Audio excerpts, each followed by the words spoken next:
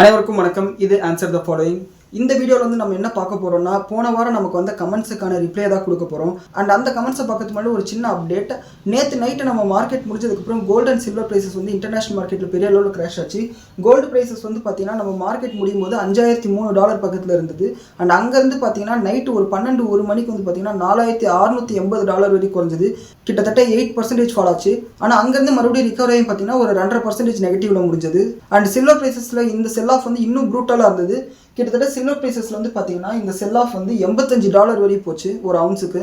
இது எதனால் சொல்கிறேன்னா, நாளைக்கு நம்ம மார்க்கெட் வந்து ஓப்பனாக இருக்க போகுது. அண்ட் நாளைக்கு ஓப்பன் ஆன உடனே வந்து பார்த்தீங்கன்னா கோல்டு ETF, சில்வர் ETF, அப்புறம் வந்து வேதாந்தா, இந்துஸ்தான் ஜிங்க்கு, MCX, இத்தனை நாளாக வந்து சில்வர் ப்ரைஸஸ்னால எந்தெந்த ஷேர்ஸ் எல்லாம் இன்க்ரீஸ் ஆச்சோ அது எல்லாமே வந்து பார்த்தீங்கன்னா நாளைக்கு காலையிலே வந்து கேப் டவுனில் ஓப்பன் ஆகிறதுக்கு வாய்ப்பு இருக்குது. நீங்கள் ஒரு வேளை இந்த ஷேர்ஸ்லேயோ இல்லை ETFஸ்லேயோ பொசிஷன்ஸ் ஓப்பன் பண்ணி வச்சிருந்தேன்னா இதை உங்களுக்கு இண்டிகேட் பண்ணணும்னு நினச்சேன்.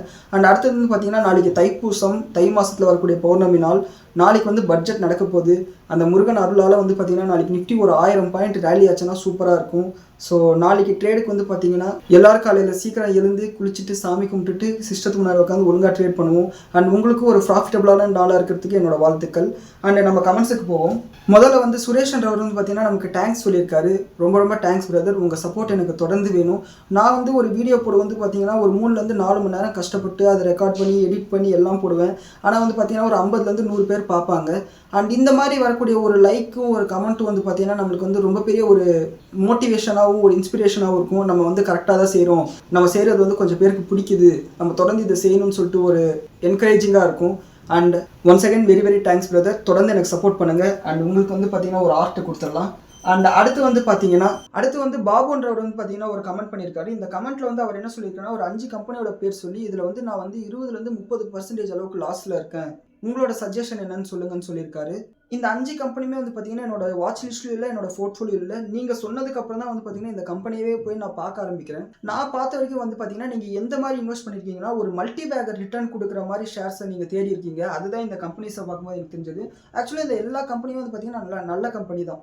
அந்த அளவுக்கு மோசமான கம்பெனி நல்லா சொல்லிட முடியாது. ஆனால் இது எல்லாமே வந்து பார்த்தீங்கன்னா ஸ்மால் கேப் செக்மெண்ட்டில் வருது. இந்த ஸ்வான் கார்ட் மட்டும் பார்த்தீங்கன்னா கொஞ்சம் மிட் கேப் பக்கத்தில் வருது. ஒரு 13,000 கோடி மார்க்கெட் கேபிடலைசேஷன் வருது.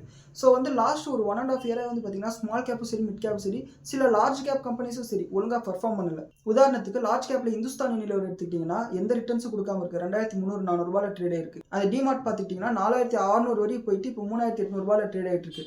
அண்ட் மிட் கேப்பில் வந்து கேஷ்டால் பார்த்துக்கிட்டிங்கன்னா $250 வரைக்கும் போயிட்டு இப்போ வந்து $185 ட்ரேட் இருக்கு. இந்த மாதிரி நிறைய கம்பெனிஸ் வந்து எல்லாருக்குமே வந்து வீக்காக தான் பர்ஃபார்ம் பண்ணியிருக்கு. எனக்கே கூட F&O இன்கம் இல்லைன்னா இந்த வருஷம் வந்து நெகட்டிவாக தான் முடிஞ்சிருக்கும். அண்ட் கோல்டு ப்ரைஸஸ் இன்க்ரீஸ் ஆனதுனால என்னோட போர்ட்ஃபோலியோ பாசிட்டிவாக இருக்குது. அப்படி இல்லைன்னா போர்ட்ஃபோலியோ மட்டும் பார்க்கும்போது என்னோட போர்ட்ஃபோலியோ வந்து பெர்ஃபார்ம் பண்ணியிருக்காது. ஏன்னா இது அக்ராஸ் த மார்க்கெட் இருக்கக்கூடிய பிரச்சனை. ஜாகல் வந்து பார்த்தீங்கன்னா சூப்பரான கம்பெனி தான், அதில் உங்களுக்கு டவுட் வேணாம். அடுத்து வீனஸ் பைப் வந்து பார்த்தீங்கன்னா இவங்க வந்து பேசிக்கலாக வந்து இந்த ஸ்டீல் பைப் இருக்கு இல்லைங்களா, அதை தயாரிக்கக்கூடிய ஒரு கம்பெனி. இந்த ஸ்டீல் பைப்லேயே வந்து நார்மல் ஸ்டீல் பைப்பு, வெல்டிங் பண்ணது இதெல்லாம் வந்து தயாரிக்கிறாங்க. பேசிக்கலாக வந்து இவங்க ஸ்டீல் பைப் தயாரிக்கிறாங்க. அண்ட் இவங்களோட மார்க்கெட் கேபிடலைசேஷன் பார்த்தீங்கன்னா 2,000 கோடி தான். அண்ட் அகைன் இவங்களும் வந்து பார்த்தீங்கன்னா ஒரு ஸ்மால் கேப் கம்பெனி தான். இதுவும் வந்து பார்த்தீங்கன்னா பெரிய அளவில் வளரும் அப்படின்ற நம்பிக்கையில் தான் நீங்கள் வாங்கியிருக்கீங்க. அண்ட் இவங்களும் வந்து பார்த்தீங்கன்னா சூப்பராக தான் பிஸ்னஸ் பண்ணுறாங்க. இவங்களோட சேல்ஸ் க்ரோத் நல்லா இருந்தாலும் இவங்களோட ப்ராஃபிட் க்ரோத் அந்த அளவுக்கு நல்லா இல்லை. காரணம் என்னன்னா, லாஸ்ட் சில மாதங்களாக வந்து பார்த்தீங்கன்னா கமாடிட்டியோட ப்ரைஸஸ் வந்து அதிகமாயிட்டு இருக்கு. அண்ட் அது மட்டும் இல்லாமல் இவங்களோட பிஸ்னஸில் எக்ஸ்போர்ட்ஸும் இருக்குது. அதில் வந்து பார்த்தீங்கன்னா 20% வந்து இவங்க அமெரிக்காவுக்கு ஏற்றுமதி பண்ணுறாங்க. இதன் காரணமாக வந்து பார்த்தீங்கன்னா இவங்களோட ப்ராஃபிட்டபிலிட்டி வந்து அடி வாங்கியிருக்கு. இந்த கம்பெனியில் வந்து பார்த்தீங்கன்னா FID 2 பேருமே வந்து ஒரு டீசெண்டான ஹோல்டிங் வந்து வச்சிருக்காங்க. ஸோ வந்து பார்த்தீங்கன்னா அவங்களும் கூட இதை வந்து நம்புறாங்க, இந்த கம்பெனி வந்து பெரிய அளவில் வளரும்னு சொல்லிட்டு. அண்ட் இவங்க வந்து பார்த்தீங்கன்னா டிவிடெண்ட் வந்து ரொம்ப நெக்லிஜிபிளாக கொடுக்குறாங்க. இவங்களும் வந்து கிட்டத்தட்ட பீக்கில் வந்து 40% அளவுக்கு கரெக்ஷன் ஆயிருக்காங்க. ஸோ இதுவும் வந்து பார்த்தீங்கன்னா நல்ல கம்பெனி தான். அடுத்து தேவ் இன்ஃபர்மேஷன் டெக்னாலஜி லிமிடெட்னு சொல்லிட்டு ஒரு கம்பெனி சொல்லியிருக்கீங்க. இது வந்து பார்த்தீங்கன்னா ரொம்ப ரொம்ப சின்ன கம்பெனி. அதாவது இவங்களோட மார்க்கெட் கேபிடலைசேஷனே வந்து பார்த்தீங்கன்னா $173 கோடி தான். மார்க்கெட் வந்து ஹச்னு தும்னா பறந்துடும், அந்த அளவுக்கு சின்ன கம்பெனி. இந்த அளவுக்கு சின்ன கம்பெனி நீங்கள் இன்வெஸ்ட் பண்ணுறீங்கன்னா சும்மா இந்த ஒரு $1,000 $2,000 அந்த அளவுக்கு தான் நீங்கள் இன்வெஸ்ட் பண்ணணும். பெரிய லெவலில் இன்வெஸ்ட் பண்ணிங்கன்னா இது ரிட்டர்ன் கொடுக்கறதுக்கு ரொம்ப லேட் ஆகும். மேக்ஸிமம் வந்து பார்த்தீங்கன்னா விஜய் கேடியா இந்த மாதிரி சூப்பர் ஸ்டார் இன்வெஸ்டர்ஸ் இருப்பாங்களா, அவங்களுக்குலாம் வந்து பார்த்தீங்கன்னா இந்த மாதிரி மேனேஜ்மெண்ட் வந்து ஃபோன் எடுத்து பேசுவாங்க. நம்மள மாதிரி சின்ன சின்ன ரீட்டைல் இன்வெஸ்டர்ஸ்க்கெல்லாம் இந்த கம்பெனியை பற்றின அந்த அளவுக்கு டீட்டெயில்ஸ் வந்து ஓப்பன் சோர்ஸில் கூட இருக்காது. நம்ம தேடி பார்த்தோம்னா கூட அவங்களோட டீட்டெயில்ஸ் எந்த அளவுக்கு லெஜிட்டிமேட்டாக இருக்குன்னு சொல்லிட்டு நம்மளால் ஏற்றுக்க முடியாது. அண்ட் இந்த கம்பெனிலையும் வந்து பார்த்தீங்கன்னா ROE ROC வந்து டீசெண்டாக மெயின்டைன் பண்ணுறாங்க. 9 to 11 அந்த அளவுக்கு மெயின்டைன் பண்ணுறாங்க. அண்ட் இதில் வந்து பார்த்தீங்கன்னா இன்ஸ்டிடியூஷனல் இன்வெஸ்டர்ஸ் யாருமே அந்த அளவுக்கு பெருசாக இல்லை. அண்ட் இவங்க வந்து டிவிடெண்ட் ஈல்டு பார்த்தீங்கன்னா 0.65% கொடுக்குறாங்க. பேசிக்கலாக வந்து ஐடி கம்பெனிஸ் எல்லாமே உங்களுக்கு நல்ல டிவிடெண்ட் டீல் கொடுப்பாங்க. அண்ட் அகைன் நீங்கள் வந்து இது மல்டி பேக்கராக மாறுன்ற நம்பிக்கையாக தான் வாங்கியிருக்கீங்க. இது வந்து பார்த்தீங்கன்னா ஜாகல் அளவுக்கு வீனஸ் பைப் அளவுக்கு வந்து பார்த்தீங்கன்னா இது அந்த அளவுக்கு சிறப்பான கம்பெனியாக எனக்கு தோணலை. அடுத்து ஸ்வான் கார்ப்னு சொல்லிட்டு ஒரு கம்பெனி சொல்லியிருக்கேன். இவங்க வந்து பார்த்தீங்கன்னா பேசிக்கலாக வந்து காட்டன் மில்ஸ் இருக்கு இல்லைங்களா, அந்த பிஸ்னஸில் தான் இவங்க ஆரம்பிக்கிறாங்க. அதில் வந்து பார்த்தீங்கன்னா மெதுவாக வந்து ரியல் எஸ்டேட்டு எனர்ஜி பிஸ்னஸ் சொல்லிட்டு இவங்க பிஸ்னஸ் வந்து விரிவாக்கம் பண்ணிகிட்டே போகிறாங்க. இவங்களுக்கு கிளியராக வந்து இதுதான் பண்ணணும் இதுதான் பண்ணக்கூடாதுன்னு சொல்லிட்டு ஒரு பிக்சரே இல்லை. அண்ட் அது மட்டும் இல்லாமல் இவங்களோட இன்கம் வந்து பார்த்தோம்னா இவங்களோட ப்ராஃபிட்டபிலிட்டி பார்த்தோம்னா மேக்ஸிமம் வந்து அதர் இன்கமில் தான் இருக்குது. இந்த அதர் இன்கம்ன்றது என்னன்னா ஏதாவது ஒரு அசட்டை வந்து விற்றுருந்தாங்கன்னு வச்சுக்கோங்களேன், அதுலேருந்து வரக்கூடிய லாபத்தை தான் வந்து பார்த்தீங்கன்னா அதர் இன்கம்னு சொல்லுவாங்க. இல்லைனா இன்ட்ரெஸ்ட் இன்கம் டிவிடெண்ட் இன்கம்லாம் சொல்லுவாங்க. ஸோ வந்து இவங்களோட ப்ராஃபிட்டபிலிட்டி அந்த அதர் இன்கம் தூக்கிட்டு பார்த்தோம்னா நெகட்டிவாக இருக்குது. அண்ட் அது மட்டும் இல்லாமல் இந்த அளவுக்கு ஒரு நெகட்டிவாக இருக்கக்கூடிய கம்பெனியில் எஃப்ஐஐஸும் டிஐஸும் வந்து பார்த்தீங்கன்னா சிக்னிஃபிகண்ட் போர்ஷனை ஹோல்ட் பண்ணுறாங்க. உதாரணத்துக்கு எஃப்ஐஎஸ் வந்து 9.7%, டிஐஎஸ் வந்து 12.82% ஹோல்ட் பண்ணுறாங்க. அண்ட் ப்ரொமோட்டர்ஸ் வந்து பார்த்தீங்கன்னா 54% ஹோல்ட் பண்ணுறாங்க. அண்ட் இதில் வந்து பார்த்தீங்கன்னா அப்படி என்ன இருக்குது இந்த கம்பெனிலன்னு சொல்லிட்டு எனக்கு உண்மையாகவே புரியல. நீங்கள் வந்து இதை நல்லா அனலைஸ் பண்ணி தான் வாங்கினீங்களான்றது எனக்கு தெரியல. ஏன்னா இது பார்க்கும்போது 13,000 கோடி மார்க்கெட் கேபிடலைசேஷன் எஃப்ஐடிஎஸ் வாங்கியிருக்காங்க. ஆனால் இவங்களோட P&L ஸ்டேட்மெண்ட், பேலன்ஸ் ஷீட் இதெல்லாம் பார்க்கும்போது இவங்களோட ROE, ROC எந்த ஒரு மெட்ரிக்குமே வந்து பார்த்தீங்கன்னா கன்வின்சிங்காக இல்லை. அண்ட் டிவிடெண்ட் ஈல்டும் பார்த்தீங்கன்னா ரொம்ப நெகிழ்ச்சியில், அதான் ப்ராஃபிட்டே இல்லை, எப்படி டிவிடெண்ட் கொடுப்பாங்கன்ற மாதிரி தான் இருக்குது. ஸோ இவங்களோட ஆனுவல் ரிப்போர்ட்டை வந்து க்ளீனாக படிக்கணும். ஆனுவல் ரிப்போர்ட்ன்றது வந்து பார்த்தீங்கன்னா ஒரு 400-500 பேஜ் இருக்கும். அது எடுத்தோம்னா வந்து 10 நாள் 15 நாள் ஆகிடும். ஸோ வந்து நான் ஏற்கனவே சொன்ன மாதிரி இந்த ஷேர்ஸ் எல்லாமே நீங்கள் சொல்லி தான் எனக்கு தெரியும். இப்போ இது உங்களுக்கு நான் எக்ஸ்பிளைன் பண்ணுறதுக்காக தான் மேலோட்டமாக பார்த்தேன். அப்படி மேலோட்டமாக பார்க்கும்போது இந்த கம்பெனி வந்து ஜாகல் அளவுக்கு வீனஸ் அளவுக்கு கன்வின்சிங்கால இது வந்து பார்த்தீங்கன்னா எப்படி எடுத்துக்கிறதுன்னு தெரியல. இவங்களோட கம்ப்ளீட் ஆனுவல் ரிப்போர்ட் படிக்காம இந்த கம்பெனியை பற்றி எந்த ஒரு முடிவுக்கும் நம்மளால் வர முடியாது. ஏன்னா எஃப்ஐஎஸ்டிஎஸ் வந்து சிக்னிஃபிகண்ட் போர்ஷன் ஹோல்ட் பண்ணுறாங்க. அடுத்து லக்ஷ்மி டென்டல்னு சொல்லிட்டு ஒரு கம்பெனி சொல்லியிருக்கீங்க. இந்த கம்பெனி வந்து பார்த்தீங்கன்னா ரிலேட்டிவ்லி ரொம்ப புது கம்பெனி. போன வருஷம் 2025 ஜனவரிலேருந்து வந்து பார்த்தீங்கன்னா இது லிஸ்ட் ஆகுது. அண்ட் இவங்களோட மார்க்கெட் கேபிடலைசேஷன் பார்த்தீங்கன்னா 1039 கோடி.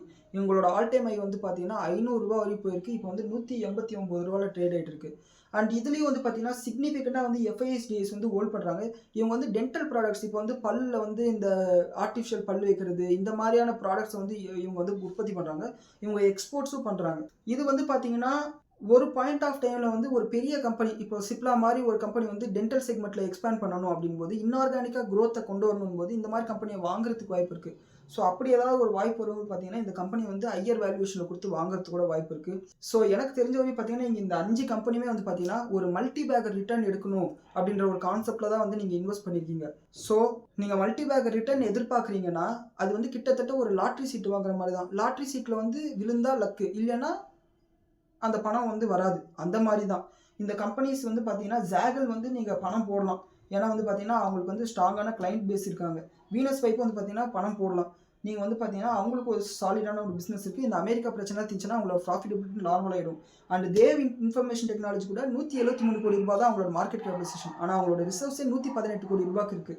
ஸோ வந்து அதுலேயும் கூட நீங்கள் பணம் போடலாம். ஆனால் இவங்க யாருமே வந்து ஒழுங்காக டிவிடெண்ட் கொடுக்க மாட்டேன்றாங்க. இந்த ஸ்வான் கார்ப் வந்து அதர் இன்கமில் தான் ஓடிட்டு இருக்காங்க. இதை வந்து க்ளீனாக ஆனுவல் ரிப்போர்ட் நீங்கள் படிங்க. இல்லை எனக்கு டைம் கிடைச்சதுன்னா நான் படிக்கிறேன். ஏன்னா இது வந்து என்னோட வாட்ச் லிஸ்ட்டில் இல்லை. இதை இன்வெஸ்ட் பண்ணுற ஐடியாவும் எனக்கு இல்லை. ஏன்னா இவங்களோட ஆப்ரேட்டிங் ப்ராஃபிட்ன்றது 0வாக இருக்குது, ரொம்ப கம்மியாக இருக்குது. ஆனால் இவங்களோட அதர் இன்கம்னால வந்து பார்த்தீங்கன்னா இவங்களோட ப்ராஃபிட்டபிலிட்டி காட்டுறாங்க. அதர் இன்கம்னால காட்டுற ப்ராஃபிட்டபிலிட்டி எடுத்துகிட்டு பார்த்தோம்னா ROE, ROC எல்லாம் வந்து நெகட்டிவாக இருக்குது. அப்படி இருந்து வந்து 13,000 கோடி வேல்யூவேஷனை ஜஸ்டிஃபை பண்ணல. அந்த இந்த லக்ஷ்மி டென்டல் வந்து பார்த்தீங்கன்னா எதிர்காலத்தில் ஏதாவது ஒரு பெரிய கம்பெனி அக்வைர் பண்ணாங்கன்னா இவங்களுக்கு வந்து வால்வ் இருக்குது. ஸோ இதுதான் வந்து பார்த்தீங்கன்னா நீங்கள் சொன்ன இந்த 5 கம்பெனிஸு. அண்ட் நீங்கள் வந்து பார்த்தீங்கன்னா ஒரு 20% 30% விழுந்துச்சுன்னு வருத்தப்பட்டீங்கன்னா நீங்கள் வந்து மார்க்கெட்டில் எக்ஸ்பீரியன்ஸ் கம்மியாக இருக்குன்றது தான் நான் சொல்ல விரும்புகிறேன். தப்பாக எடுத்துக்காதீங்க. ஏன்னா வந்து ஐடிசி கம்பெனி எடுத்துக்கோங்களேன். நான் வந்து 2015 மார்க்கெட்ஸில் இருக்கேன். ஐடிசி வந்து எல்லாருக்குமே பிடிச்ச கம்பெனி, நல்ல கம்பெனின்னு தெரியும். ஐடிசி வந்து 2018 வந்து பார்த்தீங்கன்னா 300 ரூபாவை தொடுது. சரிங்களா? ஐடிசி வந்து 2018 300 ரூபாவை தொடுது. 300 ரூபாவை தொட்டுட்டு 2019, 20, 21, 22 அதுக்கப்புறம் தான் பார்த்தீங்கன்னா மறுபடியும் அந்த 300 ரூபாவை வந்து ரீச் பண்ணுது. 18 19, 20, 21, 22 4 வருஷம் பார்த்தீங்கன்னா எந்த விதமான ரிட்டர்ன்ஸும் கொடுக்கல அதனோட இன்வெஸ்டர்ஸுக்கு. நடுவில் வந்து 300 ரூபாயிலேருந்து 150 ரூபா வரைக்கும் போச்சு. மறுபடியும் ரிகவர் ஆச்சு. 220 ரூபாயெல்லாம் வந்து நான் பார்த்துருக்கேன். நான் வாங்கி விற்றுருக்கேன். சரிங்களா? அப்படி இருக்கிற ஒரு ஷேர் வந்து பார்த்தீங்கன்னா எதனால் வந்து இன்வெஸ்டர்ஸ் வந்து வச்சுருப்பாங்க, அவங்க கன்ஃபார்மாக வந்து டிவிடெண்ட் கொடுப்பாங்க அப்படின்றது தான். அந்த ஷேரே நம்மளுக்கு வந்து லாபத்தை கொடுக்கலனா கூட அவங்க டிவிடெண்ட் கொடுக்கறத வச்சு நம்ம வந்து சமாதானம் ஆகிக்கலாம். பரவாயில்ல, இது வந்து ஏதோ ஒரு டிவிடெண்ட் ஆச்சு கொடுக்குறானே அப்படின்னு சொல்லிட்டு. ஆனால் இவங்க யாருமே வந்து பார்த்தீங்கன்னா பெரிய அளவில் டிவிடெண்ட் கொடுக்கல. நீங்கள் வந்து முழுக்க முழுக்க நம்பிக்கையில் தான் வந்து இந்த ஷேர்ஸ் வந்து ஹோல்ட் பண்ணணும். நான் வந்து உங்களுக்கு ஒரு சின்ன ஒரு விஷயம் சொல்லித்தரேன். ஒரு பிரின்சிபல் ஃபாலோ பண்ணுங்கள். நீங்கள் வந்து பார்த்தீங்கன்னா எந்த ஒரு கம்பெனியோட ஷேராக இருக்கட்டும், உங்கள் போர்ட்ஃபோலியோவில் 3லேருந்து 5% மேலே ஹோல்ட் பண்ணாதீங்க. அப்படி நீங்கள் ஹோல்ட் பண்ணிங்கன்னா நீங்கள் ரிஸ்க்கை வந்து அதிகமாக்குறீங்கன்னு அர்த்தம். இதே 5% மட்டும் ஹோல்ட் பண்ணிங்கன்னா அந்த கம்பெனி ஜீரோனா கூட பாக்கி 95% சேஃபாக இருக்கும். அது வந்து உங்களை காப்பாற்றிடும். ஸோ இந்த ட்ரிக்கை நீங்கள் ஃபாலோ பண்ணிங்கன்னா தப்பிச்சிடுவீங்க. அண்ட் மேக்ஸிமம் வந்து பார்த்தீங்கன்னா எல்லா ஷேர்ஸும் வந்து பார்த்தீங்கன்னா ஸ்மால் கேப்பாக வாங்காதீங்க. நீங்கள் ஸ்மால் கேப் வாங்கணும், பெரிய அளவில் ரிட்டர்ன் பார்க்கணுன்னா நீங்கள் சிம்பிளாக ஸ்மால் கேப் மியூச்சுவல் ஃபண்ட்ஸில் போட்டுருங்க. அவங்க வந்து பெட்டராக ரிஸ்க்கை மேனேஜ் பண்ணுவாங்க. இப்போ வந்து பார்த்தீங்கன்னா என்னோட ஸ்மால் கேப், நான் வந்து ஸ்மால் கேப்பில் இன்வெஸ்ட் பண்ணியிருக்கேன். வக்ராஞ்சின்னு சொல்லிட்டு ஒரு கம்பெனி இருக்குது தெரியுங்களா? அந்த கம்பெனியில் நான் இன்வெஸ்ட் பண்ணியிருக்கேன். சரிங்களா? அதில் வந்து பார்த்தீங்கன்னா நான் மாட்டிக்கிட்டேன் ஆக்சுவலாக. ஆனால் ஹெச்டிஎஃப்சி ஸ்மால் கேப்பில் நான் இன்வெஸ்ட் பண்ண தொகை வந்து பார்த்தீங்கன்னா -2% இருக்குது. பெரிய அளவில் விழலை. அதாவது பெரிய அளவில் லாபம் கொடுக்கலனாலும் பெரிய அளவில் விழாமல் இருக்குது. ஸோ வந்து நீங்கள் ஸ்மால் கேப்பில் தான் உங்களுக்கு வெல்த் கிரியேட் பண்ண முடியும்னு நீங்கள் நினச்சிங்கன்னா மியூச்சுவல் ஃபண்ட்ஸில் போயிடுங்க. சிம்பிள். நம்ம ஒரு விஷயத்தை கஷ்டப்பட்டு கண்டுபிடிக்கிறத விட மியூச்சுவல் ஃபண்ட்ஸில் போயிட்டீங்கன்னா அது உங்களுக்கு இன்னும் ஈஸியாக இருக்கும். அண்ட் அடுத்த கமெண்ட் வந்து பார்த்தீங்கன்னா திருநாவுன்றவர் வந்து பண்ணியிருக்காரு. இவர் வந்து பார்த்தீங்கன்னா கல்யாண் ஜுவல்லர்ஸை பற்றி சொல்லுங்கள், நீண்ட நாட்களாக குறைந்து கொண்டே வருகிறது அப்படின்னு சொல்லியிருக்காரு. ஆக்சுவலாக வந்து பார்த்தீங்கன்னா கல்யாண் ஜுவல்லர்ஸ் வந்து பார்த்தீங்கன்னா ஒரு டைமில் வந்து லைம் லைட்டில் இருந்த ஷேர். அதாவது இப்போ டிக்ஸான் டெக்னாலஜிஸ் எப்படி லைம் லைட்டில் இருந்ததோ, டாடா மோட்டார்ஸ் எப்படி லைம் லைட்டில் இருந்ததோ, இந்த மாதிரி லைம் லைட்டில் இருந்த ஒரு கம்பெனி. சரிங்களா? அந்த கம்பெனி வந்து பார்த்தீங்கன்னா எங்கேருந்து அவங்களோட டவுன்ஃபால் ஆரம்பிக்குதுன்னா ஒரு 6 மாதம் 1 வருஷம் இருக்கும். அந்த டைமில் வந்து என்ன சொல்கிறாங்கன்னா, இந்த மோத்திலால் ஆஸ்வால் வந்து அதிகமாக கல்யாண் ஜுவல்லர்ஸ் வந்து இன்வெஸ்ட் பண்ணியிருக்காங்க. அந்த கல்யாண் ஜுவல்லர்ஸ் ஷேர்ஸ் வந்து இவங்க ஆர்டிஃபிஷியலாக இன்க்ரீஸ் பண்ணுறாங்கன்னு சொல்லிட்டு ஒரு ரிப்போர்ட் வருது. அதில் வந்து பார்த்தீங்கன்னா இன்வெஸ்டிகேஷன் ஆரம்பிக்கும் போது நடுவில் ஏதோ ஒரு லிங்க் இருக்குது இவங்களுக்குள்ளார அப்படின்னு சொல்லிட்டு ஒரு ரூமர் கிளம்புது. அந்த ரூமர் வந்ததுக்கப்புறம் தான் எங்களோட டவுன்ஃபால் ஸ்டார்ட் ஆகுது. அங்கேருந்து ஆரம்பித்த டவுன்ஃபால் வந்து பார்த்தீங்கன்னா இப்போ வந்து ரீசெண்டாக ஒரு அப்டேட் என்னன்னா, ப்ரொமோட்டர்ஸ் வந்து அவங்களோட ஷேர்ஸை ஃப்ளெச் பண்ணியிருக்காங்க. இது வந்து பார்த்தீங்கன்னா மார்க்கெட் விலைவில் வந்து பார்த்தீங்கன்னா ப்ரொமோட்டர் இன்னும் அதிகமான ஷேர்ஸ் வந்து ஃப்ளெச் பண்ணிகிட்டே போகணும். அப்படி பண்ணும்போது பார்த்தீங்கன்னா கம்பெனியோட ஸ்திரத்தன்மைக்கு ஒரு பாதிப்பு வரும். இந்த காரணங்களால வந்து பார்த்தீங்கன்னா கம்பெனி வந்து நெகட்டிவாக இருக்குது. அண்ட் இவங்க வந்து கல்யாண் ஜுவல்லர்ஸ் வந்து எல்லாரும் என்ன நினைக்கிறாங்கன்னா டைட்டன் மாதிரி வந்துரும்னு நினைக்கிறாங்க. ஆனால் டைட்டன் மாதிரி கல்யாண் ஜுவல்லர்ஸ் வராது. தங்கமயில் வேணால் டைட்டன் மாதிரி வரலாம், ஆனால் கல்யாண் ஜுவல்லர்ஸ் வராது. காரணம் என்னன்னா, இந்த கல்யாண் ஜுவல்லர்ஸ் வந்து பார்த்தீங்கன்னா ஃப்ரான்ச்சைசி மாடல் ஃபாலோ பண்ணுறாங்க. இப்போ ஒன்றும் இல்லை, உங்ககிட்டே வந்து ஒரு 25 கோடி இருக்குன்னு வச்சுக்கோங்களேன் திருநாவு. நீங்கள் போய் சார் எனக்கு வந்து ஃப்ரான்ச்சைஸ் கொடுங்க, ஏதோ ஒரு ஊரில் அந்த கம்பெனி கல்யாண் ஜுவல்லர்ஸ் இல்லாத ஒரு ஊரில் போய் நீங்கள் எனக்கு ஃப்ரான்ச்சைஸ் கொடுங்க கேட்டிங்கன்னா கொடுத்துருவாங்க. அப்போ என்ன பண்ணணும்னா அவங்க உங்களுக்கு ஒரு ஷேர் கொடுக்கணும் வர லாபத்தில். அப்படி கொடுத்தாங்கன்னா என்ன ஆகும்? அவங்களோட ப்ராஃபிட்டபிலிட்டி அடிவாங்கும், மார்ஜின் அடிவாங்கும். அதாவது அவங்களோட ரெவன்யூ வந்து இன்க்ரீஸ் ஆகிட்டே இருக்கும், ஆனால் அவங்களோட மார்ஜின் வந்து கம்மியாக ஆரம்பிக்கும். ஸோ அதனால் இவங்க எப்பயுமே டைட்டன் மாதிரி ஆக மாட்டாங்க. தங்கமயில் வேணால் டைட்டன் மாதிரி ஆகும். இப்போ வந்து வேல்யூவேஷன் படி பார்த்தோம்னா இந்த கல்யாண் ஜுவல்லர்ஸ் தங்கமயிலும் வந்து பார்த்தீங்கன்னா கிட்டத்தட்ட 40 PE தான் ட்ரேட் ஆகிட்டு இருக்காங்க. கோல்டு ப்ரைஸஸ் இன்க்ரீஸ் ஆகுது வந்து பார்த்தீங்கன்னா எல்லா ஜுவல்லரி பிஸ்னஸுக்குமே வந்து பார்த்தீங்கன்னா ஒரு ரிஸ்க்கை உண்டாகும். காரணம் என்னன்னா, நம்பர் ஆஃப் கிராம்ஸை செல் பண்ணுறது வந்து பார்த்தீங்கன்னா கம்மியாக ஆரம்பிக்கும். ஏன்னா 1,00,000 ரூபா தாண்டும் போது யார் போய் தங்கத்தை வாங்குவாங்க? முதலீட்டு பண்ணுறவங்க வாங்குவாங்க. ஆனால் நகையாக கொடுக்கும்போது செய்கூலி சேதாரம், ஜிஎஸ்டி எல்லாமே வேஸ்ட் ஆகுது இல்லைங்களா? அப்போ வந்து பார்த்தீங்கன்னா இயல்பாகவே வந்து பார்த்தீங்கன்னா அவங்களோட சேல்ஸ் கம்மியாகும். இது ஏதோ நான் அனுமானத்தில் சொல்லலை. வேர்ல்டு கோல்டு கவுன்சில் இருக்கு இல்லையா, அவங்க வந்து என்ன சொல்கிறாங்கன்னா, இந்தியாவோட நடப்பு ஆண்டில் வந்து பார்த்தீங்கன்னா அவங்களோட தங்க இறக்குமதி வந்து கம்மியாக இருக்கும், தங்கத்துக்கான தேவை வந்து கம்மியாக இருக்கும்னு சொல்லியிருக்காங்க. காரணம் என்னன்னா விலை ஏறினது தான் சொல்லியிருக்காங்க. ஸோ வந்து விலை ஏற பார்த்தீங்கன்னா இந்த கம்பெனிஸ்க்கெல்லாம் வந்து ஒரு நெகட்டிவான ஒரு விஷயம் வர ஆரம்பிக்கும். அண்ட் இந்த ஸ்டேஜில் வந்து அந்த ஷேர்ஸை வாங்கலாமான்னு கேட்டிங்கன்னா, நான் தங்கமேலே வந்து ஓவர் வேல்யூட், அது வந்து குறையணும், அப்போ தான் வாங்க முடியும் அப்படின்னு சொல்லிட்டு நான் நினச்சிட்டு இருக்கேன். ரீசெண்டாக கூட வந்து பார்த்தீங்கன்னா தங்கமேல் 3,800 போயிட்டு மறுபடியும் 3,200 வந்துச்சு. அது 2,500 கீழே வந்துச்சுன்னா நான் வாங்குவேன். கல்யாண் ஜுவல்லர்ஸில் வந்து பார்த்தீங்கன்னா நான் இப்போதைக்கு வாங்க மாட்டேன். ஒருவேளை நீங்கள் கல்யாண் ஜுவல்லர்ஸில் வந்து நீங்கள் பிலீவ் பண்ணுறீங்க, இந்த பிஸ்னஸ் வந்து சஸ்டெயின் ஆகிடும், சக்ஸஸ் ஆகிடும்னு பிலீவ் பண்ணுறீங்கன்னு நீங்கள் நினச்சிங்கன்னா கூட உங்கள் போர்ட்ஃபோலியோவில் 5% மேலே வந்து அலோகேஷன் கொடுக்காதீங்க. இது என்னோட ஒப்பீனியன். அடுத்தது வந்து பார்த்தீங்கன்னா திருமலை அப்படின்றவர் வந்து பார்த்தீங்கன்னா Tata Motors passenger vehicle share price prediction வாங்கலாமா வேணாமா சொல்லுங்கள் ப்ளீஸ்ன்றார். ஆக்சுவலாக வந்து பார்த்தீங்கன்னா இது வந்து யாராவது ஒருத்தர் டாடா மோட்டார்ஸ் இந்த விலைக்கு போகும் அப்படின்னு அவங்க சொல்கிறாங்கன்னா அவங்க வந்து சும்மா கதை விடுறாங்கன்னு ஃபஸ்ட்டு புரிஞ்சுக்கோங்க. யாராலுமே வந்து பார்த்தீங்கன்னா இந்த விலைக்கு போகும்னு சொல்லிட்டு சொல்ல முடியாது. அப்படி சொல்கிறாங்கன்னா அவங்களுக்கு தெரிஞ்சிருக்கணும் இல்லையா? தெரிஞ்சிருந்தா மொத்த ஷேர்ஸையும் மொத்த போர்ட்ஃபோலியோ விற்றுட்டு டாடா மோட்டார்ஸ்லேயே போட்டுடலாம் இல்லையா? ஸோ யாராலுமே சொல்ல முடியாது. நான் வந்து பார்த்தீங்கன்னா அந்த மாதிரி நான் பெரிய ஆளுன்னு சொல்லிட்டு காமிக்கணும்னு சொல்லிட்டு ஃபால்ஸாக வந்து இன்ஃபர்மேஷன் கொடுக்க மாட்டேன். டாடா மோட்டார்ஸ் வந்து ஐடிசி மாதிரி ஒரு நல்ல கம்பெனி. அதில் வந்து உங்களுக்கு எந்த விதமான சந்தேகம் வேணாம். டாடா மோட்டார்ஸ் சரி, ஐடிசி சரி, குறைய வாங்கிக்கிட்டே வாங்க. அதாவது டவுன்வேர்டு ஆவரேஜ் பண்ணிக்கிட்டே வாங்க. என்றைக்கோ ஒரு நாள் வந்து பார்த்தீங்கன்னா இதில் வந்து டேர்ன் அரவுண்ட் ஆகும். அப்போ வந்து பார்த்தீங்கன்னா இந்த கம்பெனிஸ் வந்து பார்த்தீங்கன்னா லாங் டர்மாக ஹோல்ட் பண்ணவங்களுக்கு ஒரு பெரிய வெல்த்தை கிரியேட் பண்ணும். அண்ட் நீங்கள் வந்து டாடா மோட்டார்ஸ் பேசஞ்சர் வெஹிக்கிளை ஹோல்ட் பண்ணுறதுக்கு வேலிடான சில ரீசன்ஸை வந்து நான் என்ன சொல்கிறேன். இவங்களோட டிவிடெண்ட் ஈல்டு வந்து பார்த்தீங்கன்னா 1.7% இருக்குது. இந்த ஷேரே ரிட்டர்ன் கொடுக்கலனா கூட இப்போ என்ன 350 ரூபாயில் இருக்கா, கிட்டத்தட்ட 6 ரூபா பக்கத்தில் இவங்க டிவிடெண்டே வந்து பார்த்தீங்கன்னா வருஷத்துக்கு ஒரு முறை கொடுத்துருவாங்க. ஸோ 2% டிவிடெண்ட் கொடுத்துருவாங்க. நீங்கள் சேவிங்ஸ் அக்கௌண்ட்டில் பணத்தை வச்சிங்கன்னா 3% டிவிடெண்ட் கொடுக்க போகிறாங்க. சரிங்களா? அப்படி ஒன்று நினச்சிக்கோங்க. அண்ட் அது மட்டும் இல்லாமல் இவங்களோட ஷேர் ப்ரைஸ் பீக்லேருந்து பார்த்தீங்கன்னா கிட்டத்தட்ட 25% 30% விழுந்திருக்கு. என்னைக்கு இருந்தாலும் இது வந்து ரிகவர் ஆக போகுது. ரீசெண்டாக வந்து ஒரு அப்டேட் என்ன, யூரோப்லேருந்து இறக்குமதி செய்கிற கார்ஸுக்கு வந்து பார்த்தீங்கன்னா டேரிஃப்ஸ் எடுத்துட்டாங்க. இது வந்து பார்த்தீங்கன்னா டாடா மோட்டர்ஸ்க்குன்னு இல்லை, மகேந்திராக்கு எல்லாருக்கும், எல்லா இந்தியன் கார் கம்பெனிஸ்க்கும் வந்து பார்த்தீங்கன்னா நெகட்டிவான ஒரு விஷயம் தான். அண்ட் இது வந்து பார்த்தீங்கன்னா காலப்போக்கில் வந்து சரி ஆயிடும். அண்ட் அது மட்டும் இல்லாமல் இவங்க கிட்ட வந்து எலக்ட்ரிக்கல் வேரியன்ட், ஹைப்ரிட் வேரியன்ட் எல்லாம் கார்ஸ் இருக்கு. ஸோ வந்து பார்த்தீங்கன்னா எலக்ட்ரிக்கல் செக்மெண்ட்ல இவங்க வந்து ஒரு லீடராக மாறுறதுக்கு கூட வாய்ப்பு இருக்கு. ஸோ லாங் டேர்ம் நீங்கள் இதை ஹோல்ட் பண்ணுறீங்கன்னா இந்த மாதிரி ப்ரிடிக்ஷன் பண்ணாதீங்க. நீங்கள் ஷார்ட் டேர்முக்கு ஹோல்ட் பண்ணுறீங்கன்னா மார்க்கெட்டில் ஷார்ட் டேர்மில் யாராலையும் எதுவும் சொல்ல முடியாது. அதுதான் வந்து என்னோட ஒப்பீனியன். அண்ட் ஒன்ஸ் அகைன் நாளைக்கு வந்து பட்ஜெட் டே, தைப்பூசம், சாமியை கும்பிட்டுட்டு எல்லாரும் ட்ரேட் பண்ணுவோம். எல்லாருமே வந்து ப்ராஃபிட்டபிளான ஒரு ட்ரேடிங் டேவாக, ஒரு பட்ஜெட் டேவாக இருக்கிறதுக்கு என்னோட வாழ்த்துக்கள். மறுபடியும் வந்து இந்த மாதிரி சண்டே, நம்மள மாதிரி வேலைக்கு போகிறவங்களுக்கு வந்து சண்டே பட்ஜெட் வைக்கிறது வந்து நல்லது தான், சண்டே மார்க்கெட் வைக்கிறதும் நல்லது தான். மறுபடியும் இந்த மாதிரி சண்டே மார்க்கெட் நடக்கிறது வந்து பார்த்தீங்கன்னா 2032 தான் நடக்கும். அது வரையும் வந்து பார்த்தீங்கன்னா இதே பிஜேபி கவர்மெண்ட் இதே பாலிசியில் சண்டே ஆனாலும் நாங்கள் பட்ஜெட் அனௌன்ஸ் பண்ணுவோம், மார்க்கெட் இருக்குன்னு சொன்னாங்கன்னா மறுபடியும் நம்மளுக்கு இந்த மாதிரி சண்டே ட்ரேட் பண்ணுற ஆப்பர்ச்சுனிட்டி 2032 தான் கிடைக்கும்.